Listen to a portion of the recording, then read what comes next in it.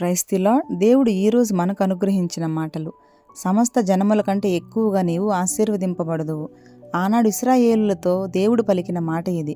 దేవుడు చెప్పిన ప్రతి మాటకు లోబడి విధేయత చూపితే వారికి దేవుడిచ్చిన వాగ్దానం ప్రకారం పాలు తేనెలు ప్రవహించే దేశంలోనికి వారిని నడిపిస్తానన్నారు. ఆ విధంగానే వారిని నడిపించారు. మనకి కూడా దేవుడు ఒక పని చేయమని చెప్పినప్పుడు మనం ఎంత కష్టమైన పనైనా నమ్మకంగా చేయాలి, కానీ వెనుతీయకూడదు. ఆ పనులు ఇబ్బందులు, ఇరుకులు, శ్రమలు ఉన్నాయని మనం వెనక్కి రాకూడదు. ఒకవేళ నీకు అప్పగించిన పనిలో శ్రమలు, శోధనలు వస్తే అప్పుడు నీ చుట్టూ ఉన్న మనుషులకు వాటిని చెప్పుకునే బదులు మొదటిగా నీ దేవునితో నీవు చెప్పుకో. దేవుడు చేసే సహాయం కన్నా మించి ఎవరు ఈ లోకంలో సహాయం చేయలేరు. అలాగే నీకిచ్చిన ఆశీర్వాదాన్ని ఎప్పుడు తక్కువగా అంచనా వేయకు. దేవుడు నీకిచ్చిన ఆశీర్వాదం కొరకు ఈ రోజుటికి అనేక మంది ప్రార్థిస్తూనే ఉన్నారు, కానీ పొందుకోలేకున్నారు. కానీ వారందరిలోకి నేను హెచ్చించి దేవుడు నీకిచ్చిన ఆశీర్వాదాన్ని బట్టి దేవునికి ఎల్లవెల్ల కృతజ్ఞతాస్తుతులు చెల్లించు.